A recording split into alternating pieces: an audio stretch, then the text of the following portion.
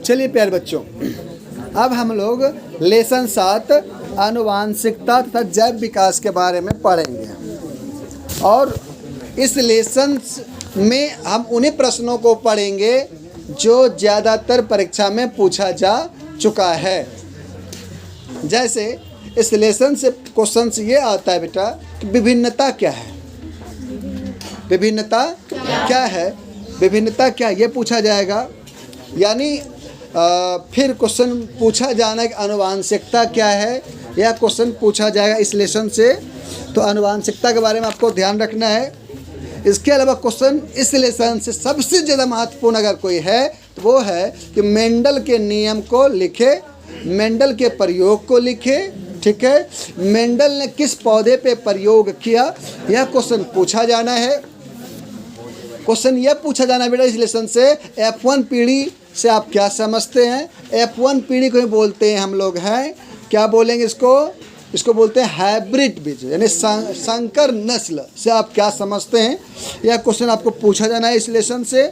इसके अलावा पूछा जाना है कि लिंग निर्धारण में, लिंग निर्धारण यानी क्रोमोसोम, लिंग क्रोमोसोम क्या होता है, इसके बारे में क्वेश्चन पूछा जाएगा। यानी मनुष्य में कितने जोड़ी क्रोमोसोम पाए जाते हैं, तो 23 जोड़ी पाया जाता है। 23 जोड़ी क्रोमोसोम में 22 जोड़ी क्रोमोसोम लड़का और लड़की का, नर एवं मादा का बराबर होता है। वो जो 22 जोड़ी क्रोमोसोम नर एवं मादा में बराबर होता है उसको हम लोग ऑटोसोम कहेंगे। और एक जोड़ी क्रोमोसोम जो अलग अलग होता है जिससे कि लड़का और लड़की अर्थात नर और नारी का निर्माण होता है, उसके बारे में भी पढ़ेंगे। और जब ये पढ़ेंगे तो उसमें हम लोग यह भी सीखेंगे कि जो पुरुष है, पुरुष के पास 2 प्रकार के क्रोमोसोम होते हैं, एक X होते हैं और एक Y होते हैं, जबकि महिलाओं के पास केवल XX क्रोमोसोम होता है। इसीलिए जब भी लिंग निर्धारण की बात होगी, यानी बच्चे लड़की होंगे कि लड़का होंगे, इसका तय पुरुष क्रोमोसोम के द्वारा होता है।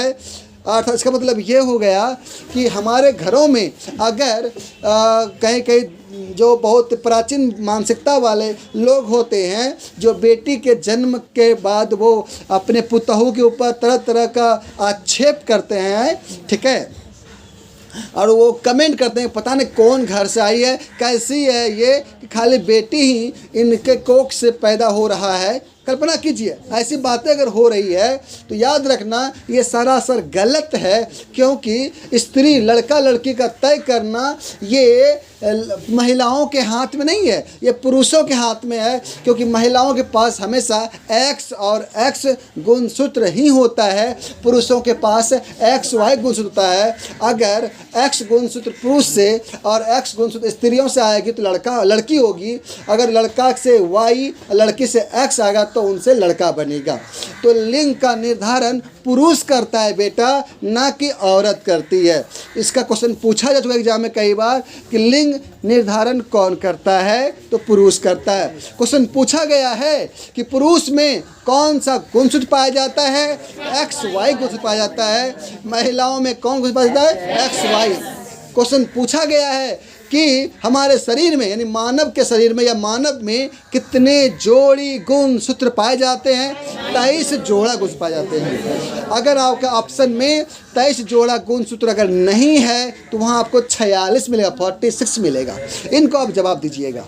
इसके अलावे एक बार क्वेश्चन ये पूछा गया है कि हमारे शरीर में जो होता है बेटा, कुल मिलाकर के लड़के लड़कियों में नर मादा में 22 जोड़ा गुणसूत्र अर्थात 44 गुणसूत्र सेम होता है, और एक जोड़ा गुणसूत्र नहीं अलग होने कारण से जो कि नर और मादा के निर्धारण करता है। तो इस प्रकार से लिंग निर्धारण किस प्रकार से होता है ये बातें हमने आपको पढ़ा दिया।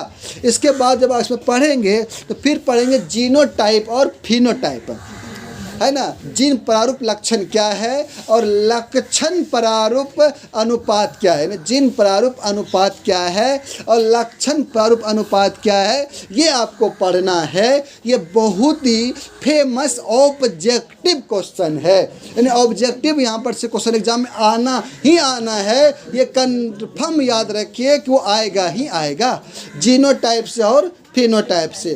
तो हम इसके बारे में भी चर्चा करेंगे कि जीनोटाइप क्या होता है, याद रखिए बेटा। फिर इसके बाद पढ़ेंगे मेंडल का नियम। देखिए हम बात स्टार्ट करते हैं मेंडल के नियम से। मेंडल जो थे, पहले क्वेश्चन ये पूछेगा कि मेंडल कहाँ के निवासी थे।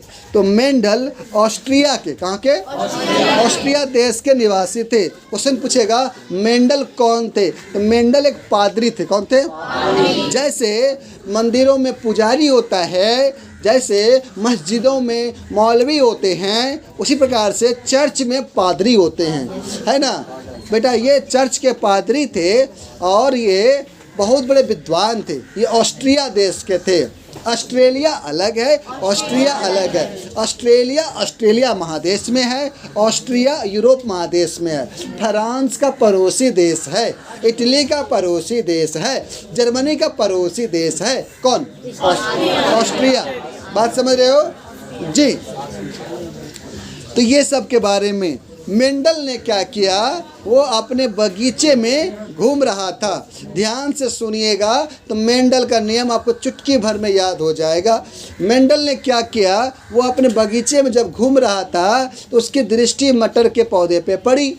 तो पूछा, क्वेश्चन यहाँ ये निकलता है कि मेंडल ने किस पौधे पे प्रयोग किया। हमारा आंसर मटर के पौधे प्रयोग किया। अब क्वेश्चन यहाँ पर ये है कि मेंडल ने क्या किया बेटा, 2 प्रकार के मटर के पौधे का चयन किया। 2 प्रकार के मटर के पौधे का चयन किया मेंडल ने, एक लंबे वाला पौधा और एक बौने वाला पौधा। समझ रहे हो? लंबा गुण वाला पौधा जिसको उसने बड़ी टी के रूप में बताया। समझ रहे हो? बड़ी टी के रूप में बताया, ठीक है। और उसने छोटे बौने मटर पौधे का भी चयन किया, उसको छोटी टी के रूप में बताया। इस प्रकार से मेंडल ने 2 विपरीत गुण वाले मटर के पौधे का चयन किया, ठीक है। तो मेंडल ने बोला कि ये पौधे शुद्ध लंबा है, इसमें 2 गुणसूत्र शुद्ध टी है, और ये बौने पौधे का है, उसमें शुद्ध बौना वाला गुण छोटी टी है। अब मेंडल ने क्या करता है कि बौने वाले पौधे के फूल से उसने क्या किया, उस फूल से पुंकेसर को निकाल दिया। अब क्वेश्चन पूछा जाएगा कि पुंकेसर क्या है। पुंकेसर पुष्प का नर भाग है। पुंकेसर पुष्प का नर भाग है, पुरुष वाला भाग है पुष्प का पुंकेसर। आप लोग प्राय जब फूल को छूते हैं तो वहाँ आपको पाउडर सा पदार्थ आपके हाथ में लगता है, वही पुष्प का पुरुष वाला भाग अर्थात पुंकेसर है। एग्जाम में कई बार क्वेश्चन यहाँ से निकाला जा चुका है, इसको आप ध्यान रखेंगे। आगे चलते हैं। तो उसने क्या किया, बौने वाले पौधे के मटर से पुंकेसर को निकाल के फेंक दिया। और समझ रहे हो क्यों? इसलिए पुंकेसर फेंक दिया, अगर इसमें पुंकेसर रहेगा तो वो स्त्री केसर पुष्प का मादा वाला भाग है। कौन भाग है? मादा वाला भाग है। स्त्री केसर पुष्प के मादा वाला भाग है, ठीक है। अगर पुंकेसर और स्त्री केसर जब मिलता है तो उससे बनता है बीज। का बनता है? उससे बीजांड से बीज बनता है बेटा। समझ रहे हो? उससे क्या बनेगा? बीज बनेगा। इसका मतलब ये हो गया, उससे क्या बनेगा? बीज बनेगा। कहने का आशय ये हो गया कि जब बीज बनता है तो बीज बनने के लिए पुंकेसर और स्त्री केसर का संग होना आवश्यक है। इसलिए पुंकेसर स्त्री केसर से नहीं जाकर के मिल जाए, नहीं मिले, इसके लिए उसने पुंकेसर को हटा दिया। कोई दिक्कत यहाँ तक बेटा? अब वो क्या करेंगे, वो लंबे वाले जो मटर के पौधे थे उनका पुंकेसर को ला करके इसके छोटे वाले बौने वाले पौधे में डाल दिया। कहाँ डाला? वर्तिकाग्र पे। कहाँ डाला? वर्तिकाग्र। अब वर्तिकाग्र क्या है सर?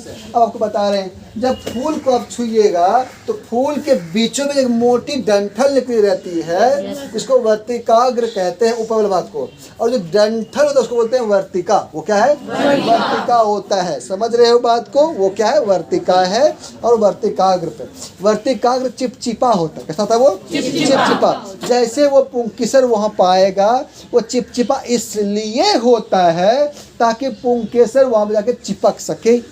समझ रहे हो? जैसे पुंकेसर चिपकेगा वो वर्तिकाग्र से होते हुए वो बीजांड में आएगा, यानी अंडाशय में आएगा, है ना, और अंडाशय में आकर के वो बीज बनाएगा, और वैसे ही बीज बनता है बेटा। तो इसने क्या किया, क्या बोलते हैं, मेंडल ने क्या किया कि बौने पौधे का पुंकेसर निकाल के हटा दिया और लंबे पौधे के पुंकेसर को इसमें आकर के डाल दिया, कहाँ डाला, वर्तिकाग्र में। अब इससे क्या बनेगा, बीज बनेगा। क्या बनेगा बेटा, बीज बनेगा। जब बीज बना, उसने जब इस बीज को देखा, किसने, मेंडल ने देखा उस बीज को, जो उसको प्राप्त हुआ, उसने उस बीज का नाम दिया F1 पीढ़ी। क्या बोला उसने, F1 पीढ़ी। उसका नाम क्या दिया, F1 पीढ़ी। बात समझ रहे हो? क्वेश्चन पूछा कर F1 पीढ़ी क्या है, तो आप इतना बात लिखिएगा कि मेंडल ने बौने मटर के पौधे के पुंकेसर को निकालकर लंबे पौधे के पुंकेसर को डाला और उनसे जो बीज बना, उसने उस बीज को क्या बोला, F1 पीढ़ी। बात समझ रहे हो? जब F1 पीढ़ी का पौधा हुआ बेटा, और इस बीज को, यानी इस बीज को जब खेतों में या लगाया गया, क्या लगाया गया, उसमें क्या देखा कि सभी के सभी पौधे लंबे हुए। क्या हुए, लंबे हुए। क्या हुए बेटा, लंबे हुए। इसका मतलब ये है कि इसमें देखिए दो गुण है, लंबा वाला गुण भी है और बौना वाला भी गुण है। लंबा वाला गुण है, बौना वाला गुण भी है, दोनों गुण है रे। लेकिन लंबा हुआ, इसका मतलब ये है जो F1 पीढ़ी था, इसमें दोनों गुण था, लंबा वाला भी था और बौना भी था। लेकिन यहाँ प्रभावी क्या हो गया, लंबाई वाला गुण प्रभावी हो गया। बात समझ रहे हो? इसलिए सारे के सारे मटर के पौधे क्या हो गए, लंबे हो गए। कोई दिक्कत यहाँ तक? तो मेंडल ने इसको क्या बोला, F1 पीढ़ी कहा। कोई दिक्कत? अब मेंडल ये सोचता है कि एक काम करते हैं, ये तो मैंने F1 पीढ़ी निकाल लिया, अब क्या करेंगे कि इस बीज को, जो F1 पीढ़ी से जो प्राप्त बीज था, उस बीज को फिर आपस में संकरण करवाया। क्या करवाया, संकरण। अब बोलो सर ये संकरण क्या है? याद रखना, पुंकेसर को स्त्रीकेसर में डालना और हाइब्रिड बीज को बनाना, इसको बोलते हैं क्रॉस जनन, इसी बोलते हैं संकरण। क्या बोलते हैं इसको, संकरण कहते हैं। इसने संकलन करवाया किसको, F1 को F1 के साथ करवाया। समझ रहे हो? तो इसको क्या मिला, F2 पीढ़ी मिला।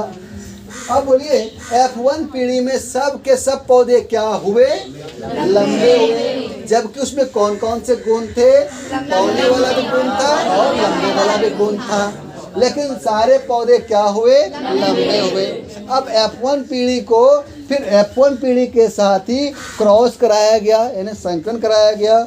मैंने बताया आपको कि संकरण का मतलब होता है पुंकेसर को स्त्रीकेसर में डालना और जनन करवाना। बात समझ रहे हो? जब संकरण करवाया गया तो हमें मिलता F2 पीढ़ी। फिर F2 पीढ़ी जब मिला तो हम लोग क्या किए, F2 पीढ़ी को खेतों में लगा के देखना शुरू कर दिया। तो हमने क्या देखा कि इस F2 पीढ़ी में से 3 पौधा तो लंबा हुआ, लेकिन एक पौधा क्या हुआ, बौना हुआ। एक पौधा क्या हुआ, बौना हुआ। जब बौना हुआ तो इसका मतलब क्या है, जब इसका बढ़िया से सर्च किया गया, देखा गया कि इसका जीन कैसा है, जीन यानी इसका गुण, जीन जो कि गुणों को तय करता है, इनका जीन कैसा है। इनका जीन देखा गया बेटा, इसका जीन तो शुद्ध टी एक था, तो लंबाई होगा। इसका जीन क्या देखा गया, छोटी टी बड़ी टी था, बड़ी टी छोटी टी था, और ये शुद्ध टी बौना टी था। ये तो आप जान ही रहे हो बेटा कि ये शुद्ध लंबा है तो लंबा तो होना ही है, ये मेरा हाइब्रिड लंबा होना ही है, और मेरा क्या है, बौना है तो बौना होगा ही। इस प्रकार से क्या देखा बेटा, बताओ, ये भी क्या हुआ, लंबा हुआ बेटा, ये भी क्या हुआ, लंबा हुआ, मेरा क्या हुआ, यानी काठ लंबा हुआ, लंबा हुआ, काठ बौना हुआ, एक बौना हुआ। समझ रहे हो? इसने बोला कि जब हम F1 पीढ़ी को F1 पीढ़ी से अभिक्रिया करवाते हैं, संकरण करवाते हैं, तो हमें F2 पीढ़ी मिलता है। और उस पीढ़ी में हमने क्या देखा कि 3 भाग लंबा हुआ, एक भाग क्या हुआ, बौना हुआ। यानी लक्षण दिखाई दिया कि 3 भाग लंबा हो रहा है, एक भाग क्या हो रहा है? बौना। इसको इसने नाम दिया लक्षण प्रारूप अनुपात। क्या नाम दिया? लक्षण प्रारूप अनुपात। इसको इसने क्या बोला? फिनोटाइप। ये क्या हो गया बेटा? ये मेरा कहलाएगा फिनोटाइप, समझ रहे हो। लेकिन अगर हम जीन की बात करेंगे, जीन की बात करेंगे तो हमने क्या देखा? एक भाग शुद्ध लंबा था, दो भाग मेरा क्या था? हाइब्रिड था, और एक क्या था? बौना था। ये मेरा क्या कहलाएगा? क्या? जीन प्रारूप अनुपात। मेरा क्या हो गया? जीन प्रारूप अनुपात, समझ रहे हो। इसको हम बोलते हैं जीनोटाइप। क्या बोलेंगे? कोई दिक्कत? इस प्रकार से मेंडल ने बोला कि यह गुण आगे आके क्या हो जाता है? F2 पीढ़ी में आकर के वो गुण क्या हो गया बेटा? बट गया। वो गुण क्या हो गया? पृथक होने लगा। क्या होने लगा? पृथक। तो इसको ही मेंडल ने बोला मेंडल का पृथक्करण नियम। ठीक है। तो अगर आपको पूछा जाता है कि मेंडल का नियम क्या है, इसका जवाब देना बहुत ही आसान है।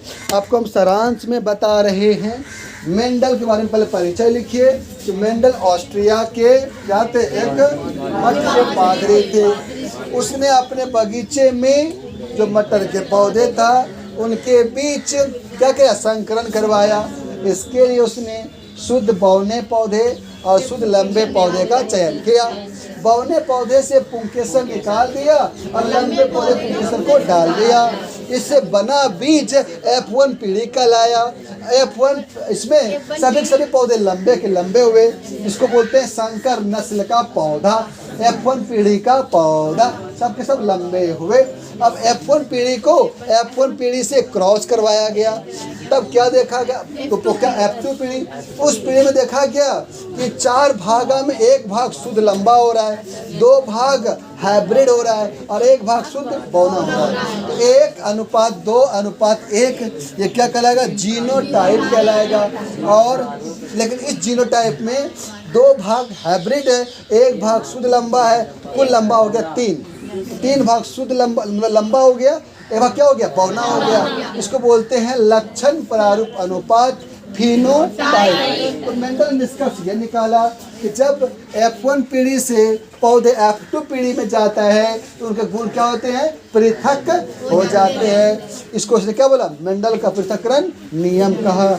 इस प्रकार से इतना सा आप लिखेंगे आपका आंसर पूरा हो जाएगा। इसके बारे में मेंडल के नियम के बारे में हो जाएगा। ऐसे मेंडल का द्विसंकर संकरण नस्ल भी आपको आएगा, लेकिन द्विसंकर संकरण नस्ल के बारे में आपको नहीं लिखना है। वो अब हम लोग आगे बढ़ेंगे और जैव विकास के बारे में प्रश्नों का समाधान ढूंढेंगे। पर जैव विकास क्या है? जैव विकास यानी याद रखिए हमारा जो विकास हुआ है वो सरल प्राणियों से होते हुए हुआ है ना। प्रारंभ में हम लोग एक प्रोटोजोआ थे जहाँ हमारी उत्पत्ति समुद्र में हुई है। फिर वहाँ से धीरे धीरे होकर के सरल प्राणियों से होते हुए आज हम लोग जटिल प्राणियों में हम लोग बन गए हैं। तो प्रश्न यहाँ पे जैव विकास से संबंधित है। अगर सबसे ज़्यादा इम्पोर्टेंट यहाँ पे ये है कि जैव विकास को परिभाषित करने के लिए हमारे पास 2 तरह के सिद्धांत हैं। पहला सिद्धांत है उपार्जित लक्षणों का सिद्धांत और दूसरा है आनुवांशिक विकास का सिद्धांत। 2 लक्षण है बेटा। 2 सिद्धांत के साथ साथ हम लोग जैव विकास के बारे में धारणा को तैयार करेंगे। फिर सुनिए मैं क्या कह रहा हूँ। मैं कह रहा हूँ कि जैव विकास के बारे में अगर अपने कंसेप्ट में वृद्धि करना चाहते हैं तो हमें 2 सिद्धांतों के बारे में पढ़ना होगा। पहला जिसको हम लोग बोलते हैं लामार्कवाद या उपार्जित लक्षणों का सिद्धांत, इसके बारे में पढ़ेंगे। और फिर पढ़ेंगे आनुवांशिक गुणों का क्या, आनुवांशिक गुणों से संबंधित जो बोलेंगे डार्विनवाद जो सिद्धांत है वो सिद्धांत को पढ़ेंगे। तो हम लोग सबसे पहले ये जानने का प्रयास करते हैं कि 2 गुण, पहला है उपार्जित गुण क्या है और आनुवांशिक गुण क्या है। याद रखिए बेटा, आप लोग जो यहाँ पढ़ने के लिए आए हैं तो यहाँ आपको जो पढ़ाया जा रहा है, आप जो शिक्षा तालीमें हासिल कर रहे हैं, ये सारा गुण आपके अंदर जो जाएगा वो उपार्जित गुणों में वृद्धि करवाएगा। उपार्जित गुण जहाँ इस धरती जो कि जन्म के बाद इस भूमंडल पे रह करके लोग वातावरण के अनुसार वो सीख लेता है या सीखता है, वो क्या कहलाएगा? उपार्जित गुण। यानी ऐसा गुण जो इस धरती पे आ करके हम लोग सीखते हैं। लेकिन कुछ गुण ऐसा है जो हमको माता पिता से ही हमें मिल जाता है, वो गुण हमारा कहलाएगा अनुवांशिक गुण।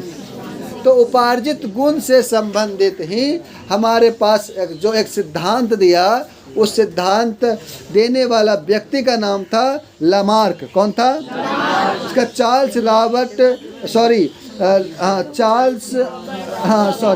लामार्क था। कौन था? लामार्क था। लामार्क ने कहा, सुनिए ध्यान से, लामार्क का जो सिद्धांत था बेटा, उसको बोलेंगे उपार्जित लक्षणों का सिद्धांत। क्वेश्चन पूछा जाएगा अगर आपको, उपार्जित लक्षण सिद्धांत किसने दिया है? तो लामार्क ने दिया है। लामार्क ने एक अपनी किताब लिखा, एग्जाम पूछा था कि लामार्क की पुस्तक का नाम क्या है?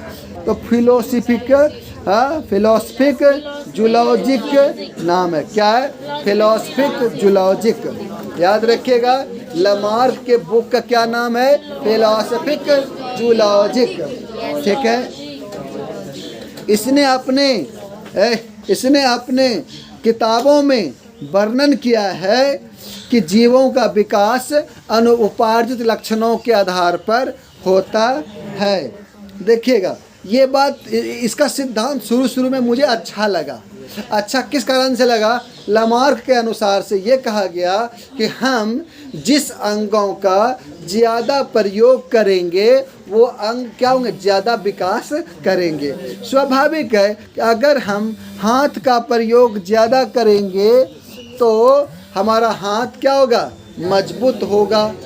नहीं, उसी प्रकार से अगर हम ज़्यादा मस्तिष्क का प्रयोग करेंगे तो हमारा मस्तिष्क का विकास ज़्यादा होगा। अगर हम पैरों का प्रयोग ज़्यादा करेंगे तो हमारे पैरों का विकास ज़्यादा होगा। इसका अर्थ ये हुआ कि हम जिस अंगों का विकास मतलब उपयोग करेंगे उसका विकास क्या होगा? ज़्यादा होगा। तो क्या बोला गया कि हम जिस अंग का प्रयोग करेंगे वो अंग क्या होगा? विकास होगा।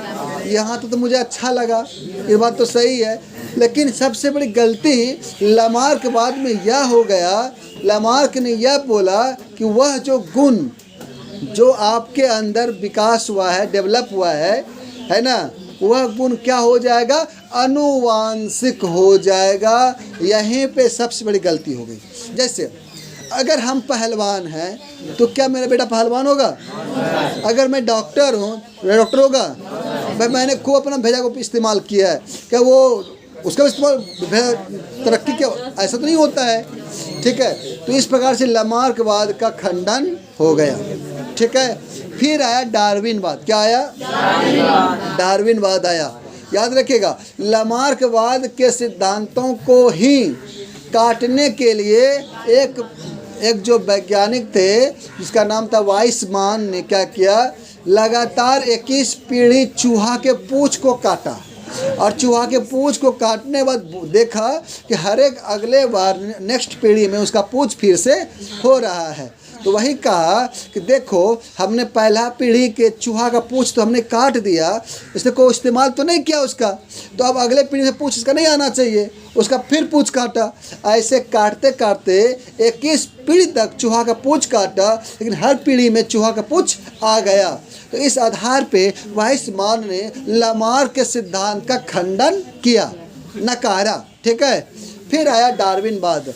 डार्विनवाद ने क्या बोला कि इसने सिद्धांत दिया प्राकृतिक चुनाव द्वारा प्राणियों का विकास।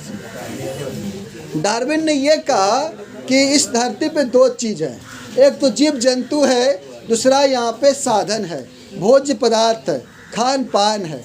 और जिस कारण से क्या होता है कि जीव यानी जो भी धरती पे जीव है, वह जीव लगातार अपने खाने के लिए, रहने के लिए, है ना, लगातार क्या कर रहा है, अपने वातावरण से वो प्रतिस्पर्धा कर रहा है, लड़ाई कर रहा है, वो युद्ध हो रहा है। किनके बीच? हमारे और वातावरण के बीच हो रहा है। और इस युद्ध में हम क्या हो रहे हैं? जीत रहे हैं।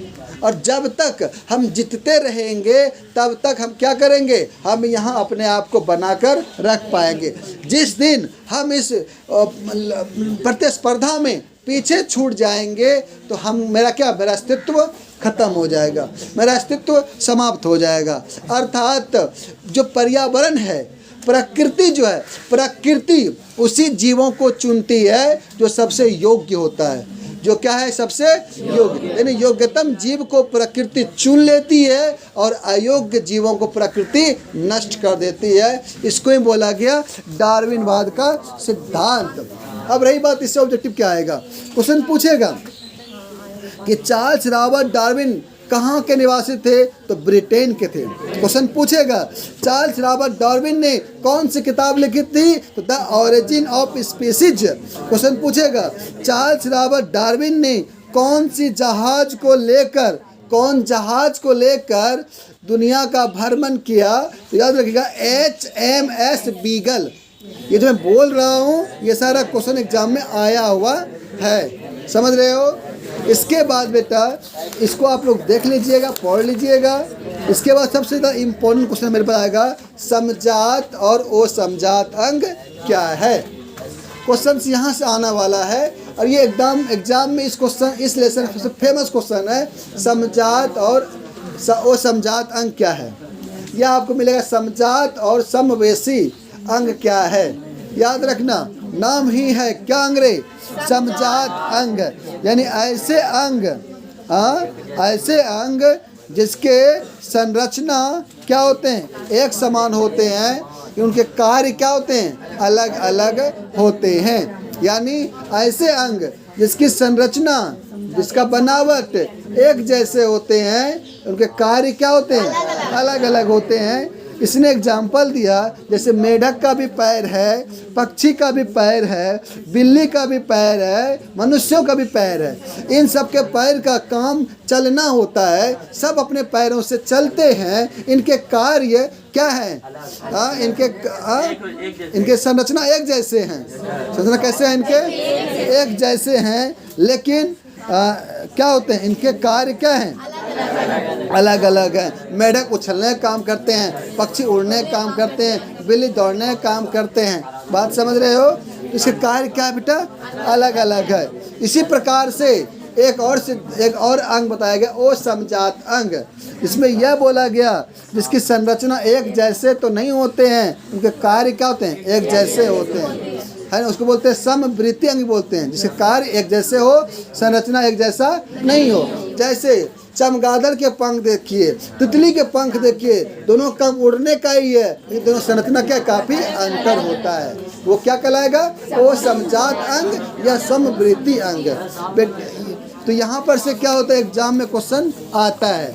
इसके अलावा याद रखिएगा कि अगर जीवाश्म के बारे में पूछे तो याद रखना कि हम लोग किसी भी जीवाश्म के उम्रों का निर्धारण करते हैं, उम्र का पता लगाते हैं कार्बन 14 पद्धति से।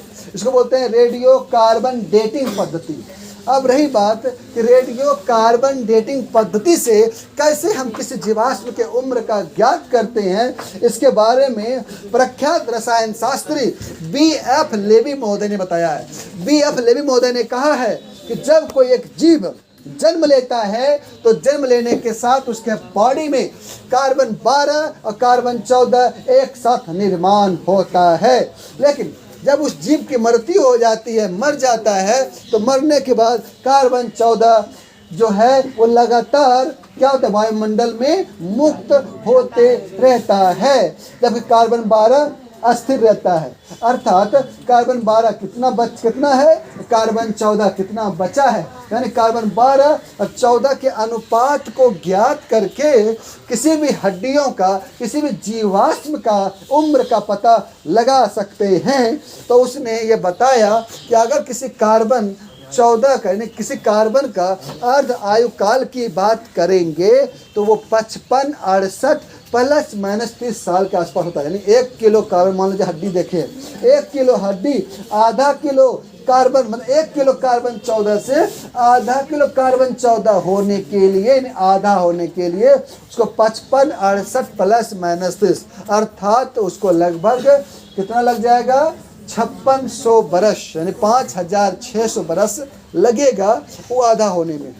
इसको बोला कार्बन 14 पद्धति द्वारा किसी भी जीवाश्म का अध्ययन हम लोग करते हैं। ठीक है, इसके अलावा अफ्रीका मुझे एक हड्डी मिला है जिसमें देखा गया है कि वो हड्डी से लगता है कि वो चलने वाला भी जीव है और उड़ने वाला भी जीव है। यानी उसमें रेबीज का भी गुण है, रेबीज यानी पक्षी का, और रेप्टिलिया यानी जो ससरता है वो वाला गुण है। उस हड्डी का नाम दिया गया है आर्कियोपटेरिक्स।